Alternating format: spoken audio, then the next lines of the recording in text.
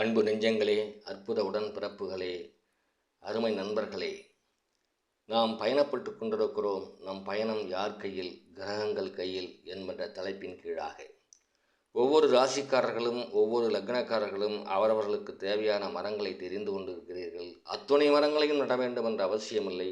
நான் சொல்லுகின்ற ஏதாவது ஒரு மரத்தை கூட நீங்கள் நடலாம். என் அன்பான கன்னி லக்னக்காரர்களே, கன்னி லக்கணத்தின் அதிபதி புதன். கன்னி ராசிக்காரர்களே, 150 பாகையிலிருந்து 180 பாகை வரை கன்னி ராசி புதன் பயணப்படுகிறார். இவர் 2 வீட்டிற்கு சொந்தக்காரர். புதனின் குலநலன் பற்றி கன்னிக்கும் சேர்த்து மிதுனம் சேர்த்து சொல்லப் போகிறேன். ஒன்று தெரியுமா? புதனை தவிர மற்ற 6 கிரகங்களும் தங்கள் சொந்த வீட்டில் உச்சம் பெறுவதில்லை. புதன் ஒருவர்தான் தன் சொந்த வீடான கன்னியிலேயே உச்சம் பெறுகிறார். கன்னி அவருக்கு ஆட்சி உச்ச வீடாகிறது. மீனம் நீச வீடு, கடகம் விருச்சிகம் பகை வீடாகிறது. மற்ற 7 ராசிகளும் நட்பு வீடாகிறார்கள். அன்பர்களே, எந்த கிரக சக்தியை நம் உடலில் அதிகப்படுத்துகிறோமோ அக்கிரக சக்தி குறைந்த மனிதர்கள் நம் பால் ஈர்க்கப்பட்டு நம்மை தேடி வருவது இயற்கையாக நடக்கும். புதன் கிரக சக்திக்கு தொடர்புடையவர்கள் நரம்பு சம்பந்தப்பட்ட மருத்துவர்கள், பத்திரிகை நடத்துபவர்கள், எழுத்தாளர்கள், பெரும் வணிகர்கள், கணிதம், எழுத்து போன்றவற்றில் நிபுணத்துவம் பெற்றவர்கள், வித்தை செய்பவர்கள். இவர்களிடம் புதனின் ஈர்ப்பு சக்தி அதிகம் இருக்குமாயின் இவர்கள் மேன்மேலும் புகழடைவார்கள். இன்னும் கொஞ்சம் விளக்கமாக பார்க்கலாம்.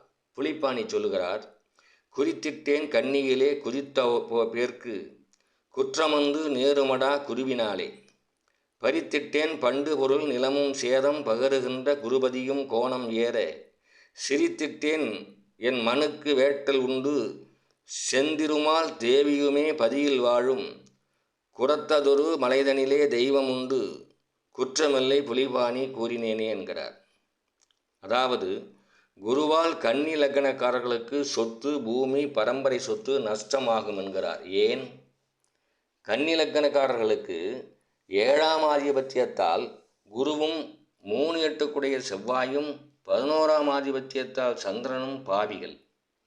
குரு பாதகாதிபதி, மாரகாதிபதி ஆனதாலும் கேந்திராதிபத்திய தோஷம் பெறுவதாலும் முழு பாவி ஆகிறார். அதனால் குருவை மட்டும் கன்னி லக்னத்திற்கு கொடியவர் என்கிறார். இங்கு பாவிகள் கொடியவரானாலும் மறைந்தாலும் ஜாதகருக்கு நன்மையே. ஆனால் ஒரு சுபகிரகம் பாவியாகி அவருடைய திசாபுத்தி நடக்கும் காலம் நமது லக்னாதிபதி கிரக சக்தி குறைந்து பாவி கிரகத்தின் ஈர்ப்பு சக்தி அதிகம் இருக்குமாயின் மேலே சொன்ன நஷ்ட பலன்கள் மிகுதியாகத்தானே இருக்கும். புரிகிறதா உங்களுக்கு? புரியவில்லை எனில் நல்ல ஒரு ஜோதிடரை பார்த்து கொள்ள வேண்டியதுதான். அப்படியானால் அப்படிப்பட்ட சமயங்களில் நமது கிரக சக்தியான நம்மை சுற்றி அதிகப்படுத்தி கொள்ளும்போது பாவி கிரகத்தின் காந்த ஈர்ப்பு விசை தடுக்கப்படுகிறது அல்லவா? அதனால் வரும் கெடுபலன்கள் வீரியம் குறைந்து நம்மால் தாங்கும் சக்தி பெற முடியும் தானே? அதுவே நமக்கு நடக்கும். கோச்சார பலன்களையும் திசாபுத்தி பலன்களையும் குடும்ப ஜோதிடரிடம் பார்த்து தெரிந்து கொண்டு நமக்கு தேவையான ரீசார்ஜ் போன்று நம் கிரக சக்தியினை அதிகப்படுத்தி கொள்ள வேண்டும். அதற்கான மரங்களை பார்க்கலாம். கன்னி லக்னக்காரர்களுக்கும் கன்னி ராசிக்காரர்களுக்குமான மரங்கள்: வில்வம், புரசமரம், கொடுக்காய் புலி, தங்க அரளி. இவைகள்தான் உங்களுக்கு. இங்கே ஒரு சந்தேகம் வருகிறது. மிதுன லக்னத்திற்கும் புதன் தானே அதிபதி. அப்படி இருக்க மிதுனத்திற்கும் கன்னிக்கும் ஏன் மாறுபட்ட மரங்கள்? புதனுக்கு தேவையான ஒரே மரமாக அல்லவா இருக்க வேண்டும் என்ற சந்தேகம் நியாயமானதுதான். மிதுன லக்னத்தில் என்னவென்பதை நாம் முன்பே பார்த்திருக்கிறோம். மிதுன லக்னத்தில் புதனின் பாகை வேறு, கன்னியா லக்னத்தில் பாகை வேறு. மிதுனம் 60 பாகையில் முதல் 90 பாகை வரை, கன்னியோ 150 பாகை முதல் 180 பாகை வரை. டிகிரி மாறுபடுகிறது. அதன் ஈர்ப்பு விசையும் மாறுமல்லவா? அதனால் வேறு வேறு ஈர்ப்பு உள்ள மரங்கள் தான் நமது பெரியோர்களால் ரிஷிகளால் சொல்லப்பட்டிருக்கிறது. கன்னி லக்னக்காரர்களுக்கு கோச்சாரப்படி சுபகிரகங்கள் தங்கள் ராசிகளுக்கு வரும் நாளில் இம்மரங்களை நட்டு நீர் விட்டு வளர்க்கவும்.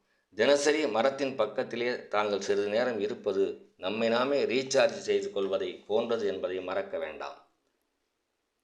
தொடர்ந்து பார்ப்போம். நன்றி.